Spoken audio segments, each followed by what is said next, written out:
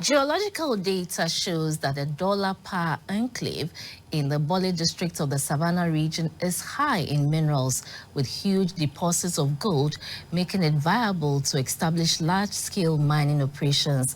The Minister for Lands and Natural Resources, Mr. Samuel Jinapor, has therefore directed the Minerals Commission and the Ghana Geological Survey Authority to expedite action on setting up a community mining scheme in the area.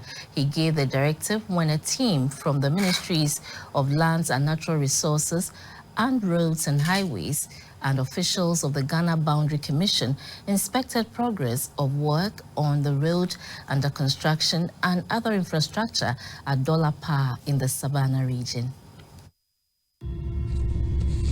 Ghana and Cote d'Ivoire have enjoyed good bilateral diplomatic relations for years since both countries attained independence. The international boundary line between the two countries was established in 1928 by the British and Francophone colonial masters. Boundary pillars were then constructed and mutually positioned by both countries to avoid dispute. In 1973, the two countries conducted a joint demarcation exercise and constructed boundary pillars and teak trees along the international boundary line to reinforce the existing boundary pillars located in the Savanna region of Ghana.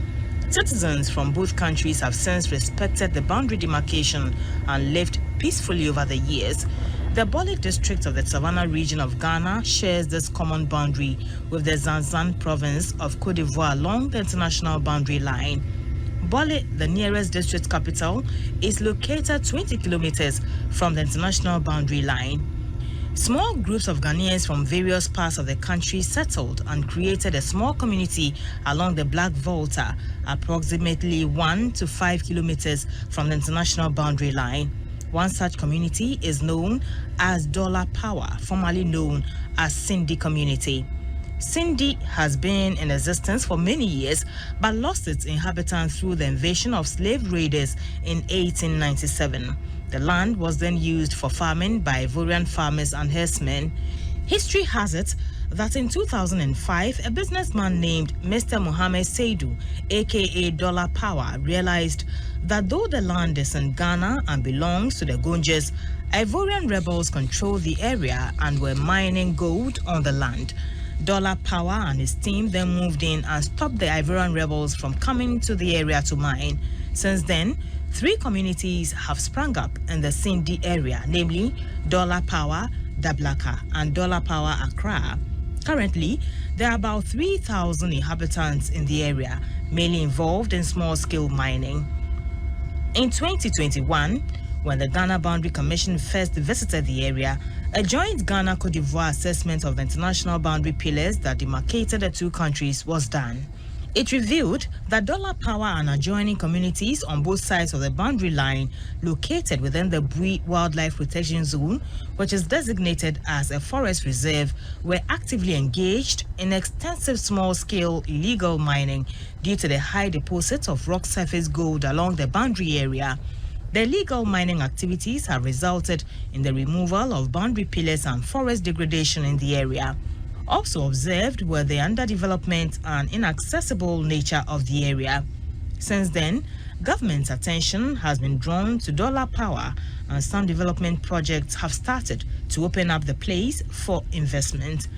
During a recent visit to the area by government officials, the Minister for Lands and Natural Resources, Mr. Samuel Jinapor, called on investors to partner the government to establish a large-scale mining operation in the area. We are not against mining. We are not against mining. On the contrary, the government is working to promote the mining industry in our country. Indeed, through the policies, programs, and interventions which have been implemented by the government of President Akufo-Addo, today Ghana has overtaken South Africa to become the leading producer of gold on the African continent and the sixth in the world. But what we are against is irresponsible, unsustainable mining practices which degrades the environment. And for starters, let me make it clear and make it abundantly clear. River bodies are no-go areas. River bodies are red zones. The Black Volta is a no-go area. The White Volta is a no-go area. The Akosomo Dam is a no-go area. The chief of Dollar Power, Sindibura Mahama Awudu Abot, through his secretary, said most of the community members are miners and are willing to work with the government to regularize their activities. He said government's commitment to bring large-scale mining operations in the community and establish a community mining scheme in the area are welcome.